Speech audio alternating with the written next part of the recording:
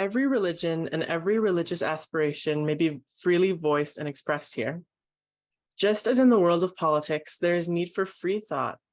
Likewise, in the world of religion, there should be the right of unrestricted individual belief.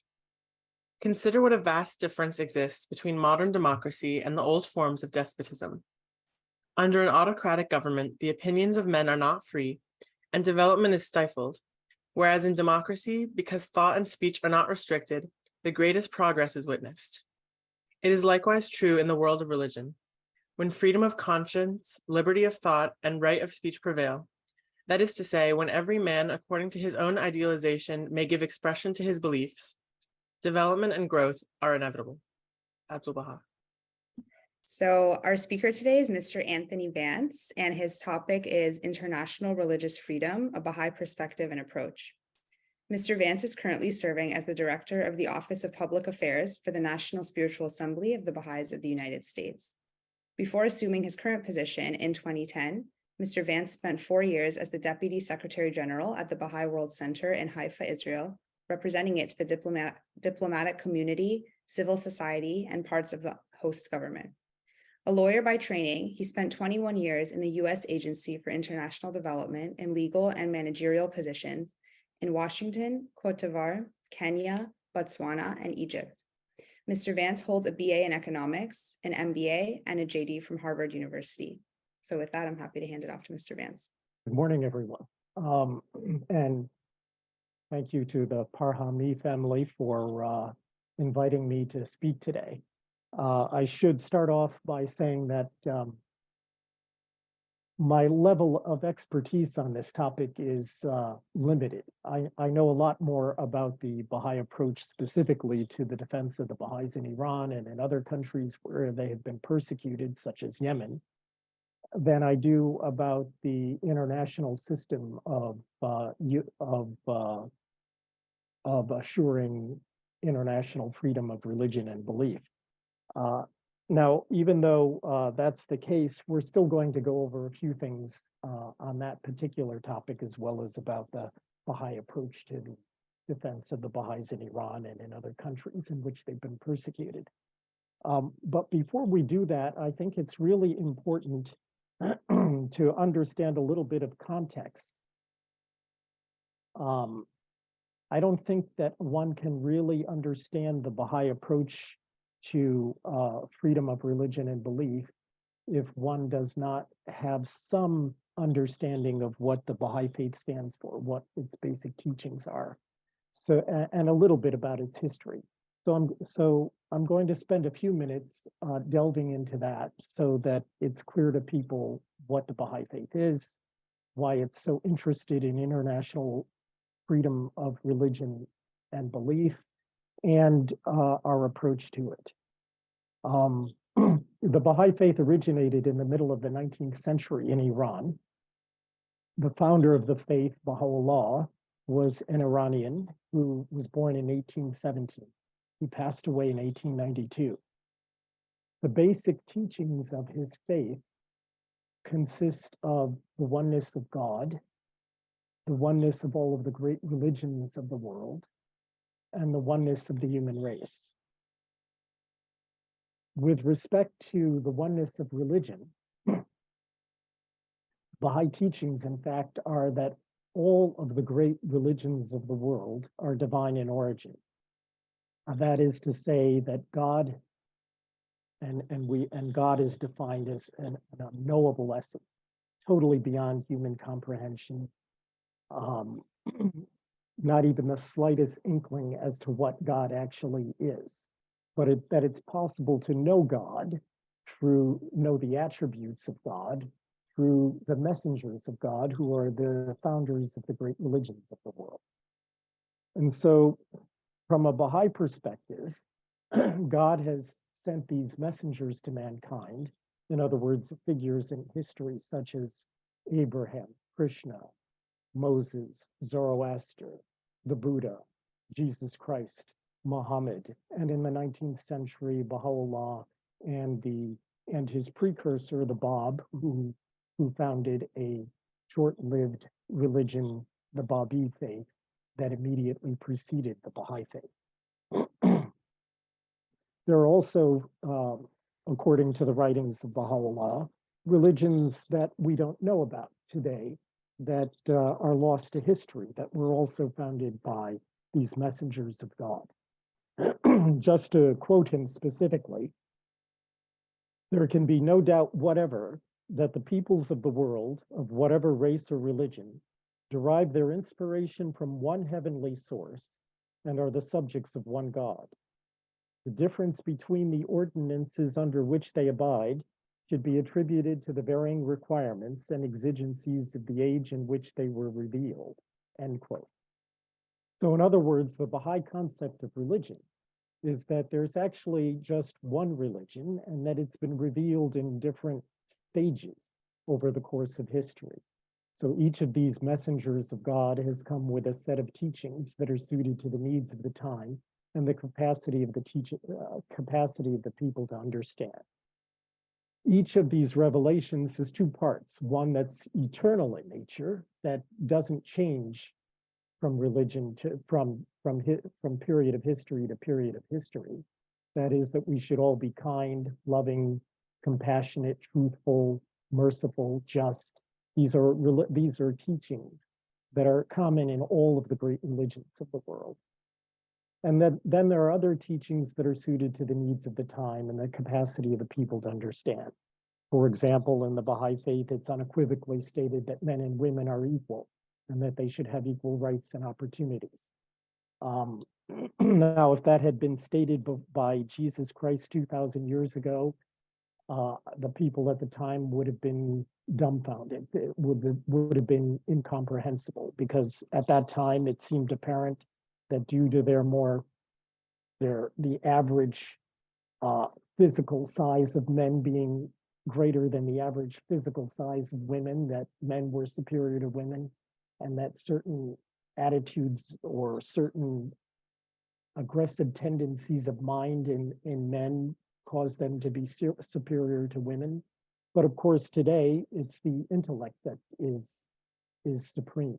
It's the intellect in society that is the most important characteristic. And in intellect, men and women are equal. And that's a very superficial but quick example of a teaching that is in the Baha'i Faith that's suited to the needs of the time and the capacity of the people to understand, that could not have been presented by earlier messengers of God. So in that sense, religious truth is relative. It's relative to the period of history in which one is located, rather than it being absolute, the same throughout history and throughout the future. Another teaching in the Baha'i Faith is the oneness of the human race. That is, that no matter what race, religion, class, nationality, that the human race is one family. And that we should not only view ourselves in that fashion, but also that eventually this requires the world to be organized in a way that in principle is similar to the way the various states of the United States are organized in a federal system. Of course, that is something that would need to take place in terms of in stages, and it requires a transformation in attitude among the peoples of the world. But the most important step in that transformation in attitude is the acceptance of the concept of the oneness of the human race. Baha'is also believe in the harmony of science and religion, that religion and science are like the wings of a bird. The bird with one wing that's defective doesn't fly effectively.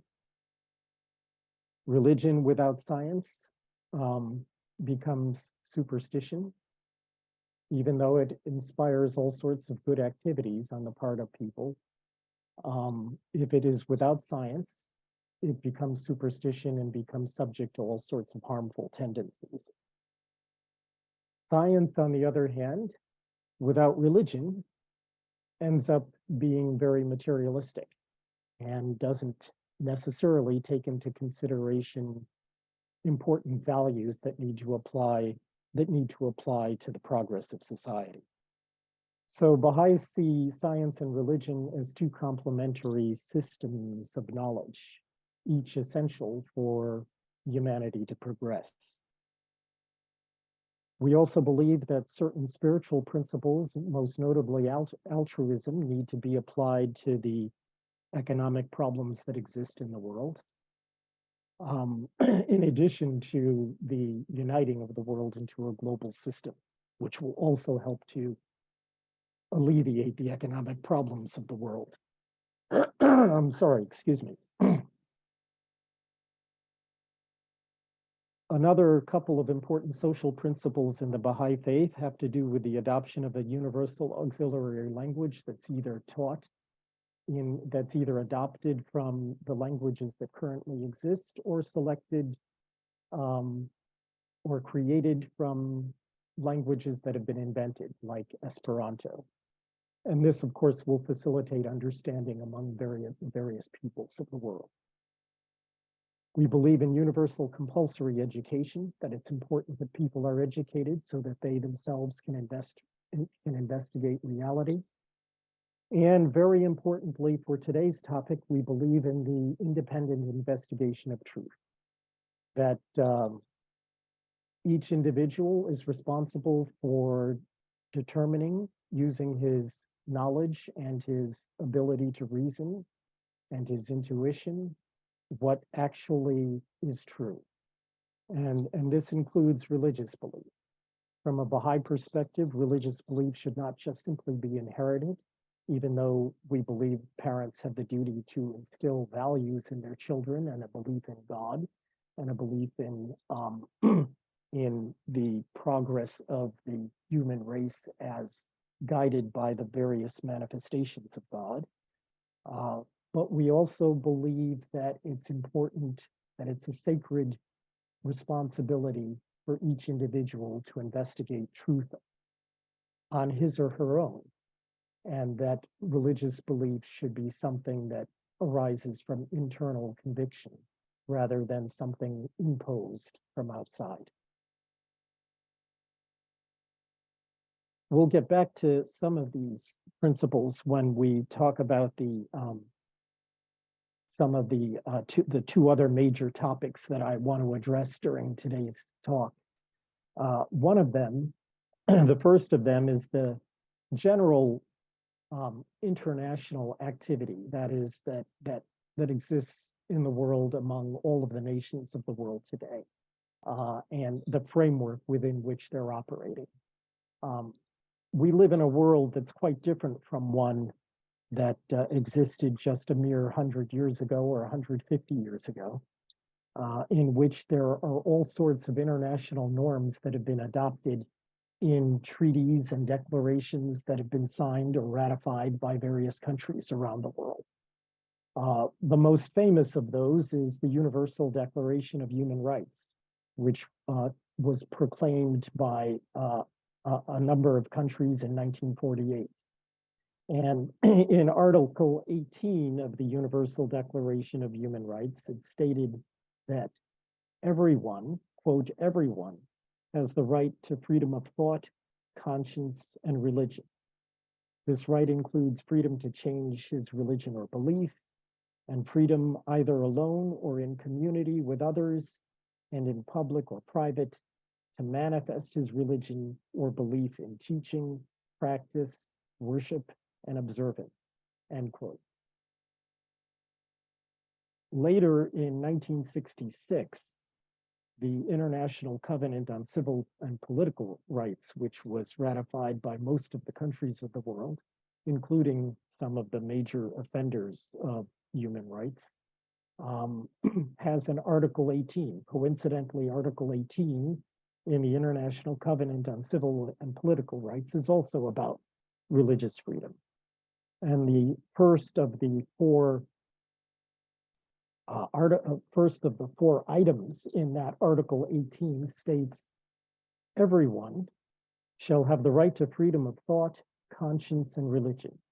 This right shall include freedom to have or to adopt a religion or belief of his choice and of his choice, and freedom either individually or in community with others and in public or private to manifest his religion or belief in worship, observance, practice, and teaching. A very strong statement in support of international religious freedom. That's item 1 in Article 18 of the International Covenant on Civil and Political Rights. Now, the United Nations system has sought to implement these international instruments through a variety of means. One of them is the UN Human Rights Council, which regularly examines persecution or discrimination based on religion. In addition, the UN system has a UN special rapporteur for freedom of religion and belief that who puts together annual reports as well as special statements regarding conditions of religious persecution throughout the world. There have been many laudable efforts in the international community to try to improve the situation. After the terrible persecution that broke out in Iraq and in the Levant region generally, with the advent of ISIS back in 2013 or so. In 2016, more than 300 Muslim leaders called for the protection of minorities within Muslim communities around the world. They were both Sunni and Shia leaders in signing what has come to be known as the Marrakesh Declaration. In 2018, the United States, together with other countries, initiated governmental ministerials for international religion, for freedom of international religion and belief. And those ministerials have been hosted by the United States for 2 years in a row, by the United Kingdom, by Brazil, and other countries on an annual basis. And they've been a forum within which situations of particular concern have been outlined and have been highlighted so that greater attention can be brought to bear on them by governments across the world. There has also been formed in recent years, within the last 3 years, an international religious freedom of belief and belief alliance, which consists of 37 countries that are similarly on an ongoing basis pointing out situations that require attention of UN bodies or national bodies to try to stop particularly egregious situations involving the abuses towards religious minorities. And finally, in the United States, there has begun, excuse me, in the last 3 years, a civil society summit for freedom of religion and belief, that the first of which was held 2 years ago in Washington, D.C., that had a large number, roughly 1,000 participants from civil society across the country, addressing a number of different issues across the world in connection with religious freedom. So this is kind of the broad context within which I rushed through that, but it gives you a broad brush of what's actually going on in the world with respect to efforts to identify problems of religious freedom and to actually highlight them, draw press attention to them, and try to mitigate the impacts of negative activities, whether they're undertaken by governments or by groups within civil society that seek to discriminate against other groups. Now, with respect to the Baha'i approach to international religious freedom, first of all, Baha'i institutions including the Baha'i International Community, which is an organization created by the Baha'i World Center with offices in New York, Geneva, Addis Ababa, Jakarta, and a few other places. It's an organization that is supportive of many of the global initiatives, including ones started by the United Nations and other organizations, seeking to improve the conditions of political and civil society along lines that are consistent with the Baha'i teachings, including, of course, the acceptance of freedom of religion or belief as a basic fundamental principle applicable to all societies. In addition to that, the Baha'i community has had to defend the Baha'i international community, and national Baha'i communities across the world have had to approach their governments and the press in connection with persecution of Baha'i communities, a small number of Baha'i communities, but major Baha'i communities in the world. The most notable of these, of course, which is well known to those who are Baha'is on this call, has been the persecution of the Baha'is in Iran, which became particularly severe after the 1979 revolution. Shortly after the revolution, just to give you the basics of what has actually occurred, there were, within 10 years, there were over 200 Baha'is who were either executed or killed by mobs, most of them executed by the Iranian government, simply on the basis of their having been involved in Baha'i activities. In fact, the Iranian government targeted, for the most part, people who were members of local Baha'i administrative institutions, either at the national level or at the local level. The Baha'i Faith, by the way, has no clergy, and consistent with the idea of individual independent investigation of truth, there is no clergy in the Baha'i Faith that tells a person what to believe. The individual is given the responsibility of investigating on himself and constantly endeavoring to increase his or her knowledge of the Baha'i teachings and that of other religions of the world, and to correlate those teachings and that knowledge with the findings of science. In addition to the execution of over 200 Baha'is, there has been ongoing persecution of the Baha'i community.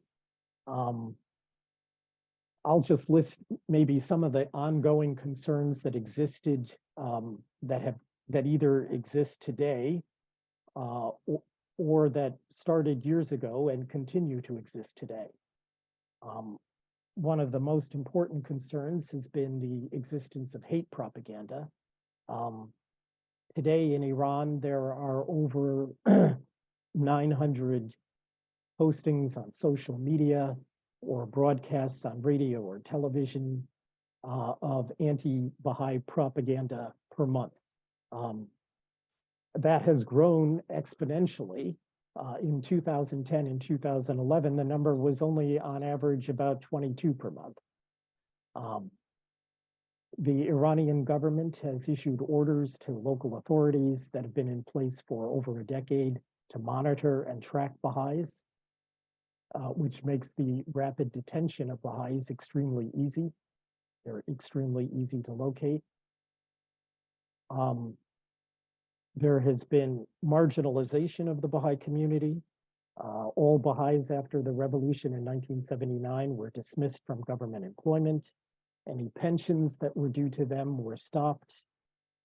They have been banned from 25 professions in Iran, largely on the basis of the professions being ones where one interacts with the public in an intimate way, either serving food or in some way interacting that would be the cause of contamination through ritual uncleanliness of Baha'is. That is a concept that exists and that's promoted by the Iranian government. That is the concept of ritual uncleanliness, that if one comes in contact with Baha'is, one has to do things to undo the damage of being in contact with a Baha'i, physical contact with a Baha'i. Baha'is have been not only subject to dismissal from government employment, but also private sector employers have been encouraged to or pressured to dismiss Baha'is from their work, such that the community has become to a large degree one where people survive through the operation of small businesses. And even these small shops and businesses are subject to closure at times arbitrarily by the government, sometimes merely on the basis of the shop owner closing his shop on the day of a Baha'i holy day. Baha'i youth are excluded from the university system in Iran. And occasionally the government permits Baha'i youth to be admitted so that it can tell the international community that Baha'i youth are actually enrolled in Iranian universities, but it uniformly prevents even those youth from actually completing their university education. There are repeated fatwas that have been issued by the supreme leader in Iran, telling Muslims that they should avoid any contact with people from the, quote, deviant sect, end quote. Given that this is the supreme leader of the country, one can well imagine the kind of impact that this has on Muslims who innocently perhaps believe that they're getting guidance from one who is wise and knows what he's doing and knows what the wishes of God are. But of course, the impact on Baha'is has been severe in the way that they've been treated from time to time by their neighbors or by others. Baha'i real property has been seized in a number of places from time to time.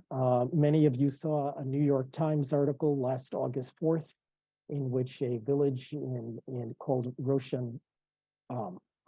Roshanku in Mazandaran province had a number of Baha'i structures destroyed by the authorities. And this was for no reason other than to harass the Baha'i community and to intimidate it into submission. Currently, there are somewhere between 80 and 95 Baha'is in prison, or wearing ankle bands that monitor their movements. There are over 1,000 Baha'is at some point in the criminal justice system, either from initial arrest to final appeal of a sentence that has been handed down. Oftentimes, these processes last for 5, 6, even 7 years, keeping an individual in a constant state of insecurity, unable to plan his life, always worried about when the authorities are going to call him to court or call him to serve a sentence that's been rendered.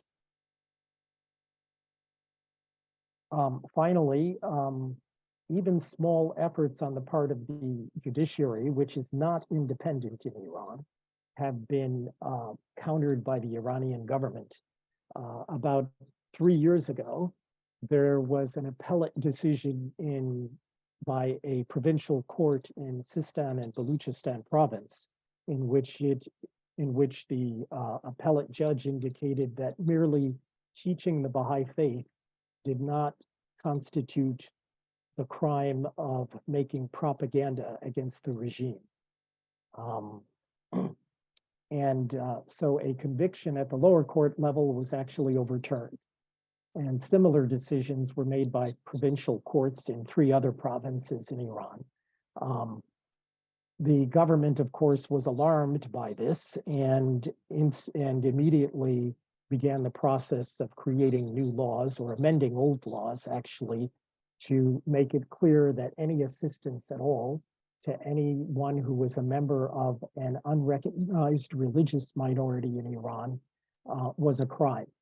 And so they made amendments to Articles 499 and 500 of Book 5 of the Iranian Penal Code to make it easier to gain convictions against anyone who was actually saying anything in support of the Baha'i teachings or in support of Baha'i individuals. All of you are probably aware of the fact that there has been widespread repression of civil society in Iran since middle of September of last year. This was triggered by the killing of Mahsa Amini, a Kurdish Iranian woman who had been accused of wearing her headscarf inappropriately in public. And she died in the custody of the so-called morality police, and all of this triggered such a widespread revulsion of this kind of behavior on the part of the authorities that there have been protests, massive protests ever since, that have involved thus far the killing by the authorities of over 500 protesters and the jailing of somewhere, the numbers vary, but somewhere between 16,000 and 20,000 people. So this widespread repression of civil society is also something to be of concern, because in many parts of the world, when such repression occurs, it's an indicator that there can be the selection out of particular religious or ethnic groups for special attention and possible mass atrocity. Mass atrocity is defined as the killing of 1,000 people of a particular group within a 12-month period of time. And so the conditions in Iran today are such that that is a concern of ours, because the repression has become so severe, and there is already a tremendous amount of hate propaganda directed against the Baha'i community of Iran. Now, in response to this, the Baha'i communities around the world, together with the Baha'i international community, have done a number of things. First of all, they have appealed to international bodies who have been quite active in calling out the Iranian regime about its persecution of the Baha'i community. There are national governments around the world that have issued statements that have been in support of the Baha'i community and have continued to this day. The most important, the first of the major statements by a national leader was in 1983 by President Reagan of the United States, who appealed for clemency, or appealed for the release of a number of Baha'is who were on death row in the city of Shiraz in 1983. Some of those people were executed anyway, including 10 women who were guilty of nothing other than holding children's classes, Baha'i children's classes. The 40th anniversary of their execution is going to take place on June 18th of this year, and will be commemorated in a number of ways around the world. Following that statement by President Reagan, there have been other statements by heads of state, ministries of foreign affairs, and most recently, for example, in the United States, the State Department's Office of International Religious Freedom and the State Department's Special Envoy for Iran issued statements in support of one of the Baha'i prisoners who used to be part of the leadership group of the Baha'is of Iran. She has been re-imprisoned and given a 10-year sentence. Her name is Mahfash Sabet, and she started her sentence at the end of July when she was put in prison, and is attempting to appeal that decision. There are other former members, two other former members of this group, the Yaran, who are now incarcerated and also have been given prison sentences. One of them is Fariba Kamalabadi, who's been given a 10-year sentence also. And the other is Afif Naimi, who has been given a 7-year sentence. So the repression continues. Governments respond to this. We use the press to quite an extensive degree. There's quite a bit of support from civil society.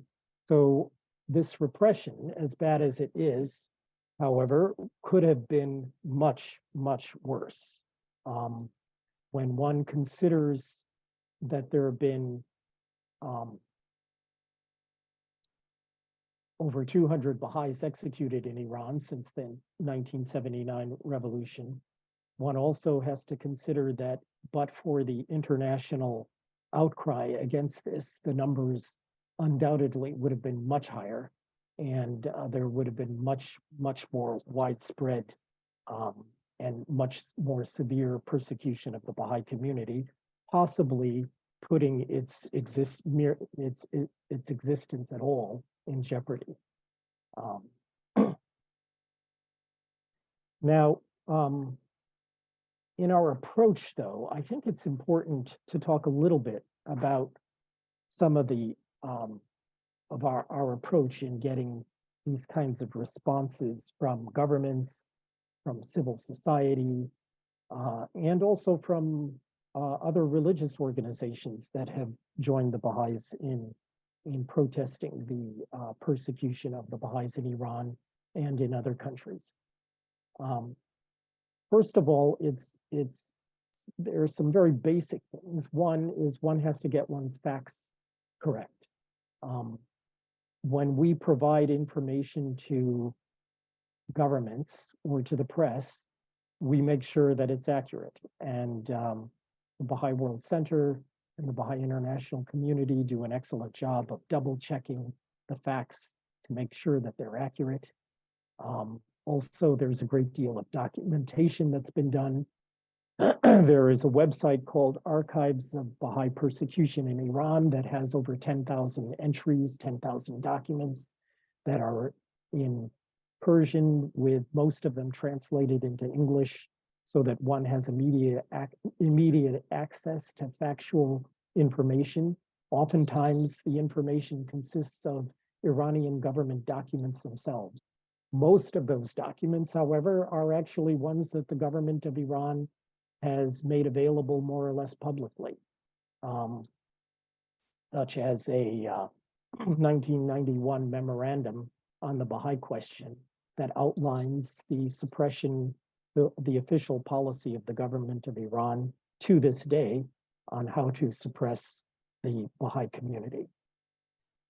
But the point here is that we make sure that we get our facts straight, we make sure that it's documented, and as a result, I'm happy to be able to say that whenever we go into the State Department or to the U.S. Commission on International Religious Freedom to report something, they automatically assume that it's true, that it's accurate, that it's correct.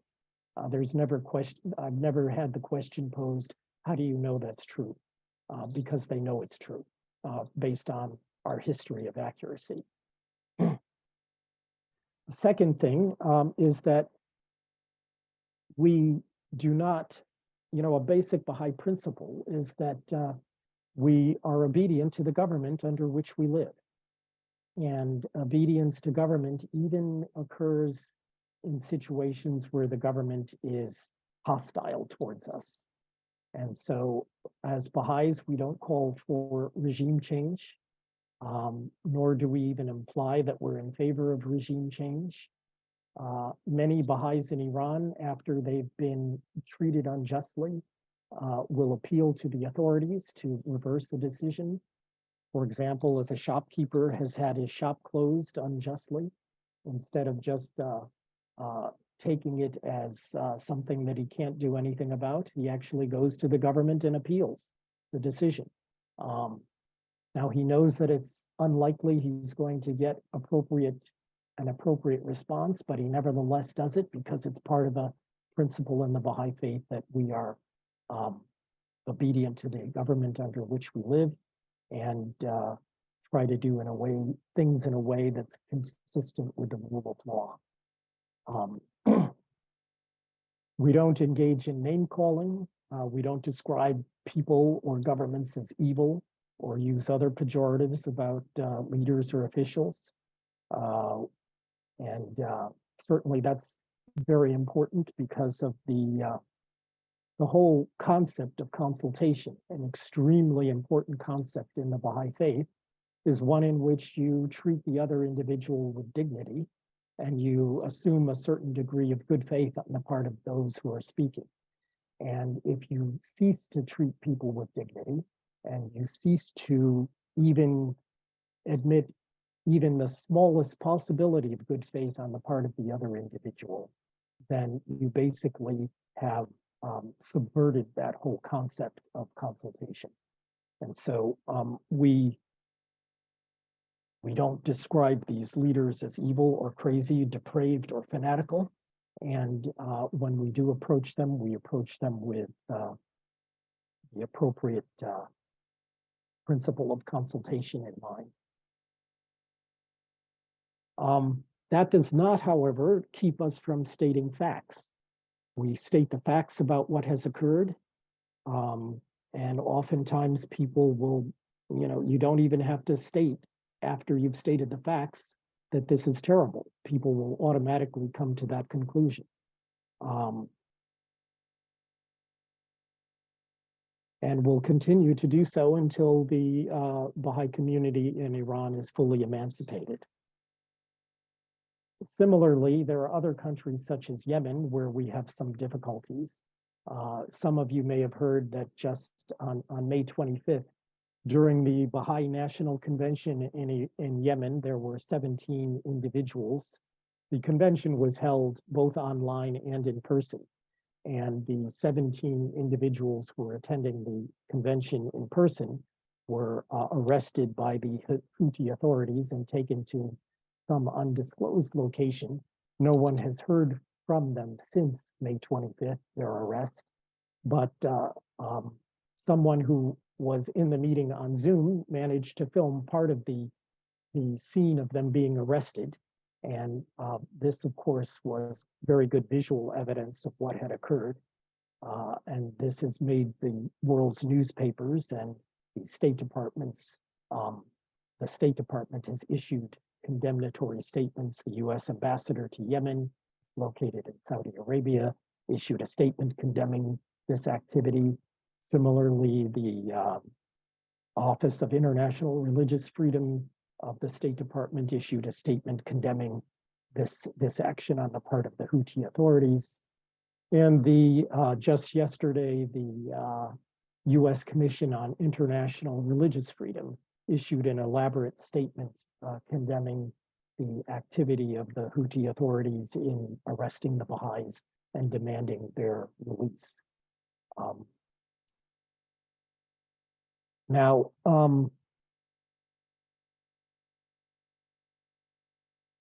one might think of this as a fairly kind of bleak landscape, but I wanted to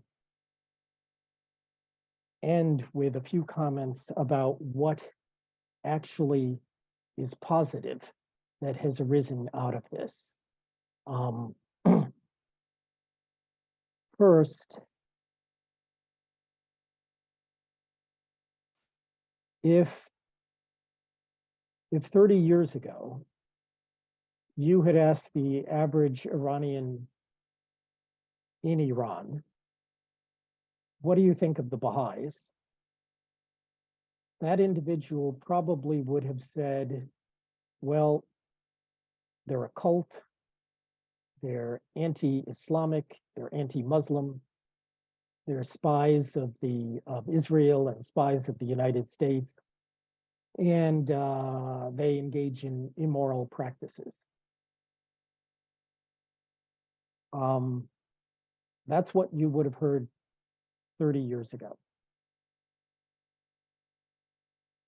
In 2010, I just come into the job that I'm in now, And I attended a conference that was made up mainly of Iranians. It took place at the Carnegie Endowment of International Peace in Washington, D.C. There were about 100 people in the room one evening. And it was about the oppression that had occurred in Iran, especially in light of the 2009 elections, which were widely disputed and ended up with all sorts of attacks on civil society by the Iranian government. So I attended this meeting in 2010 and was sitting quietly. Most of the people in the room were Iranians from the diaspora who were engaged in one way or another in civil society organizations. And as the meeting went along, I began to hear several comments that were favorable towards the Baha'is. These comments were being made by people who were not Baha'is. And I was astonished that such a thing could be occurring, because I was aware of the long history of negative propaganda and persecution of the Baha'is in Iran.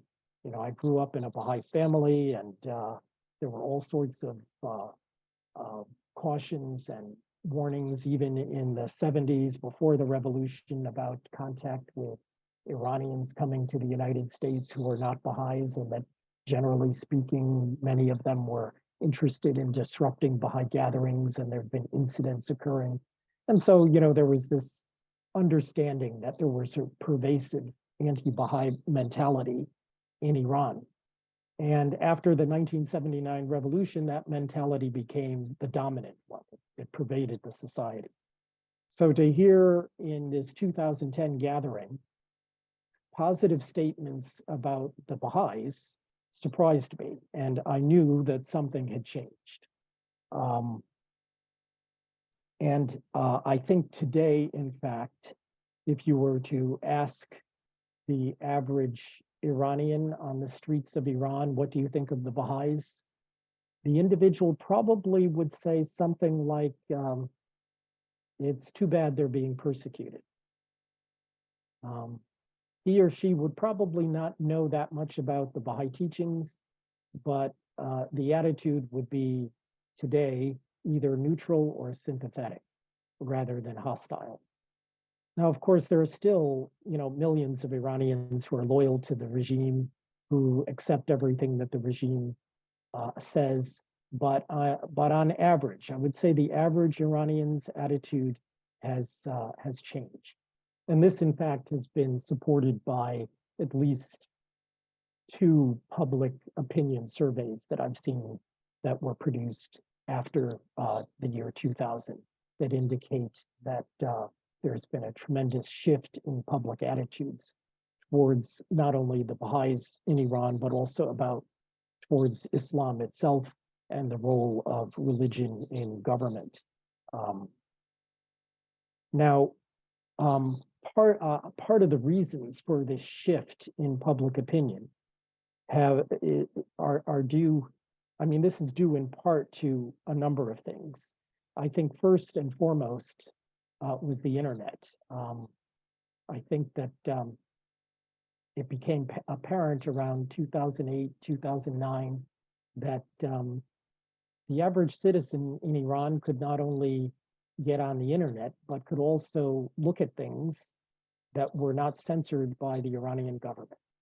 And so there was a window of opportunity to see accurate information about the Baha'i faith that was posted all over the world and by the Baha'i community, and that one could find in sources like Wikipedia. And people came to understand what the Baha'i teachings were. So very important that the internet was available, and that for the first time in the history of Iran, perhaps, there was freely available information about the Baha'i community that was not censored or filtered through the Iranian government. Of course, later the Iranian government, changed. It caught up with what was going on. As I said before, in 2010, 2011, there were on average only about 22 anti-Baha'i postings on the internet in Iran per month. But by the mid-2010s, that had risen to several hundred per month, and currently it's over 900 per month. And so the Iranian government realized that it had to counter this access to accurate information with propaganda. But nevertheless, once the accurate information was made available, it had an impact. Second, in 2009, there was an open letter addressed to the Baha'i community signed by over 250 prominent Iranians, mainly in the diaspora, expressing shame for the treatment of the Baha'i community. These were artists, intellectuals, professors, journalists, people who were prominent in the diaspora who signed this letter saying that there had been gross mistreatment of the Baha'i community in Iran. And that letter got a great deal of circulation. Third, in 2008, the Nobel laureate, Shireen Ebadi, became the lawyer for the informal leadership group of the Baha'is of Iran, known as the Yaran, or the Friends of Iran. And she defended these 7 individuals until she herself was forced to leave the country under threat of imprisonment. But the fact that such a prominent individual who had received the Nobel Peace Prize would defend the Baha'is told the Iranian public, or told many people in the Iranian public, that these Baha'is must be innocent. They must be good people. Otherwise, Mrs. Ebadi would not be defending them. In 2008, there was a statement issued, very short statement, but it was nevertheless issued publicly by he's now the late Ayatollah Hussein Ali Montazeri. He was at one point the number 2 person to the Ayatollah Khomeini and was his designated successor.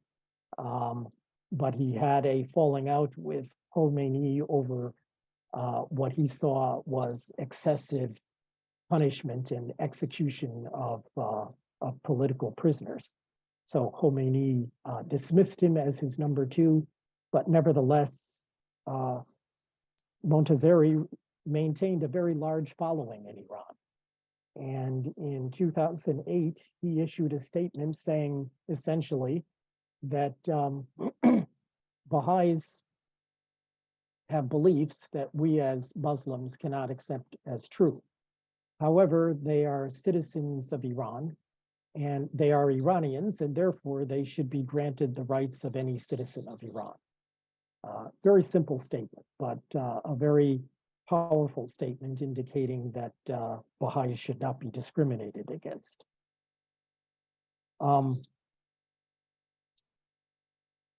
Another factor that has lent itself to this change in public opinion has been that the Baha'is have been peaceful in the way that they have responded to persecution.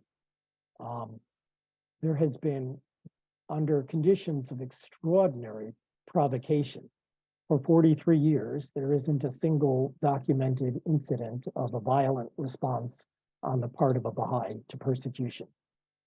This is also almost unbelievable. It's almost superhuman, but it is nevertheless something that is true and that many people are aware of.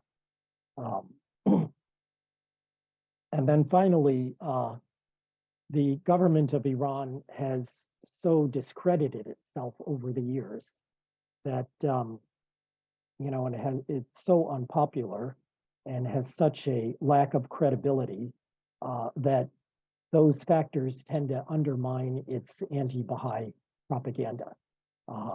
Again, that propaganda is probably accepted by a minority of the population, but the vast majority of Iranians no longer pay very much attention to the to the anti-Baha'i propaganda. Nevertheless, we still have to worry about it, because if out of 100 million people in the country, you can mobilize 10 million to be fanatically opposed to a religious minority that consists of roughly 300 million people, then you still have quite a potent force, and it's something to be concerned or worried about. So I thought I would stop there, and I hope that that was not too much to absorb. I think I probably went over time, but that is basically a summary of our approach. Thank you so much. That was really interesting. So if anyone has any questions, you can put it in the chat now, and we'll have some time for Q&A. The first question is, what can we who live in the West do to help the friends in Iran or Yemen, but not hinder them?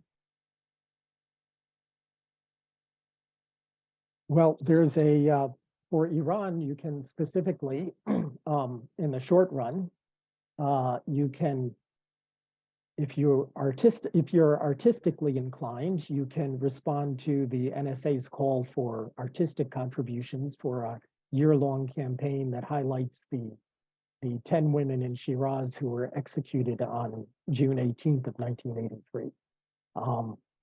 Some of you do poetry, some of you write wonderful prose, some of you are, do music in various artistic forms, whether it's rap or classical music or who knows what, or it could be, some traditional form of music from Iran. There are all sorts of possibilities to make contributions. You can also, if you wish, or if you're particularly inclined in this direction, you could volunteer to serve on the delegation of Baha'is that is appointed by local spiritual assemblies around the country to interact with members of Congress in connection with things that we wish to bring to the attention of those members of Congress, particularly resolutions that come before the Congress. Before the Senate, there is currently Senate Resolution 74, and in about maybe within the next 2 weeks, there will be a resolution introduced by Congresswoman Schakowsky in the House of Representatives about the persecution of the Baha'is in Iran. So you could serve on a congressional delegation that seeks to get your member of Congress to be a co-sponsor of one of those resolutions. Those are the things that come to mind immediately, and it all depends on what your own particular talents and inclinations are. Thank you. Could you clarify for those who don't know what NSA means? Oh, sorry. The NSA is the National Spiritual Assembly of the Baha'is of the United States in this instance. But there are about 177 countries or territories in the world that have national spiritual assemblies. These are 9-member annually elected institutions that govern the religious affairs of the Baha'i community. As I mentioned earlier, we do not have a clergy. Instead, we have elected institutions that govern and organize the religious affairs of the Baha'i community. And what is the estimated number of Baha'is in Iran? It's difficult to say.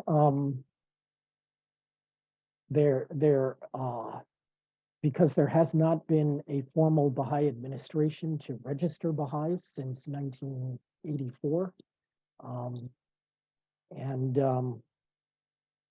The guess, a low estimate, I think would be 300,000 people.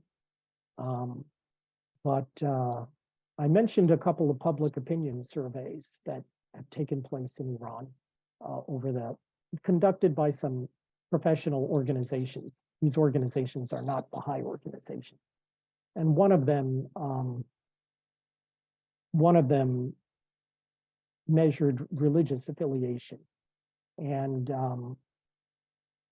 it was surprising because if it's sampling of, to get a scientific sampling, you have to sample oftentimes at least 1,000 people. And I think its number was a little larger than that. But the point is, its results were such that if you were to project them out to the entire society, it would mean that there were over 1 million people in Iran who identified themselves with the Baha'i faith. So very difficult to actually get a true number there, but that's my less than satisfactory answer to that question. Do we have any further information on the fate of the 17 Yemeni Baha'is who were taken into custody on May 25th? And what is the current condition of the other Baha'is in the country? We do not have any further information on the 17 as of yesterday. The condition of the other Yemeni Baha'is is that they are careful in terms of what they do and say in public. There are 24 of them who were indicted several years ago, back in 2016. And of those 24, a number of them are now outside of the country. At least 8 of them are outside of the country. One of them passed away recently via natural causes. So there may be about, there's still some living in Yemen who obviously have to keep a low profile and or are in hiding. The rest of the Yemeni Baha'i community, there are several thousand Baha'is in Yemen. Very unusual in the sense that the community is made up primarily, some of the Baha'i communities in the Middle East are made up primarily of expatriates, mainly people of Iranian descent. But the Yemeni Baha'i community is made up almost 100% of people who are Arab Yemenis. And there are several thousand of them.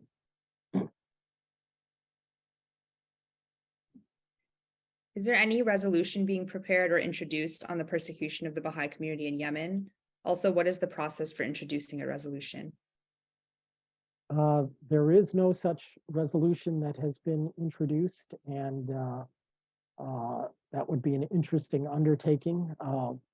The process involves our office getting in touch with a member of Congress and who we believe might be sympathetic and suggesting it and putting together suggested language and seeing if it gets traction with that member plus a few other members as a hopefully bipartisan matter. Some friends perhaps mistakenly believe that the Office of Public Relations is in contact with the CIA and provides information about the situation in Iran. Please clarify that if possible. Sure. Yeah. We're in touch with the State Department and with the U.S. Commission on International Religious Freedom. And we are also in touch with the White House. It has the National Security Council, but we are not in touch with the CIA. What is the Iranian government's response to the international appeals? They usually, it's very interesting. Back in the 80s, they used to say that they were executing Baha'is because they were guilty of being spies and had done damage to the country. And now their responses are much more sophisticated, and they've stopped, at least since 1998, there have not been any Baha'is executed in Iran. In 2005, there was a Baha'i who died in prison in Iran. But they tend to either deny that an act of persecution has occurred or that something was justified under their laws. For example, I mentioned earlier in Mazandaran province in a village called Roshanku, the authorities destroyed, I think it was a total of 6 structures that were owned by Baha'is, that either farm structures or houses. And the authorities said, well, this had to be done because the existence of Baha'i homes and structures on this land was inconsistent with the conservation plan outlined by the Ministry of Environment. And, so they'll give that kind of excuse.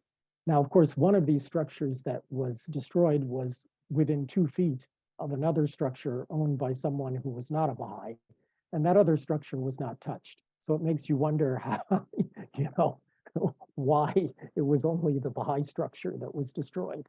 But so they deflect, they try to give excuses for what they're doing, justify what they're doing, especially when it comes to the seizure of land. And they'll do similar kinds of things when they're arresting Baha'is for any kind of activity that they've undertaken in the Baha'i community. What is the nature of the interaction between Iranian seekers, those interested in the Baha'i faith, and the international Baha'i community?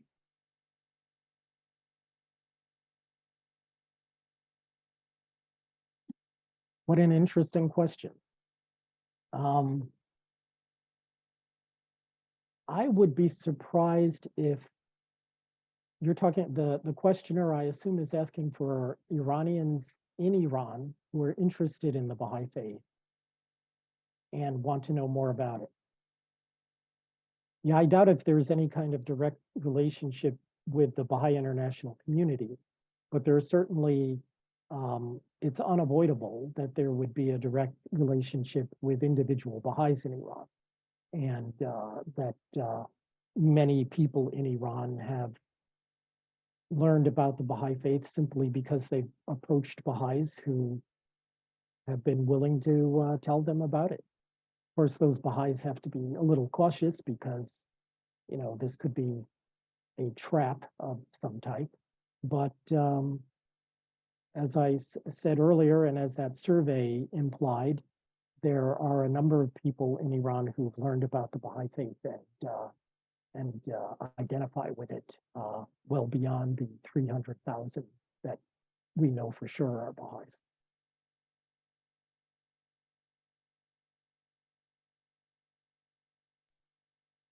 Thank you.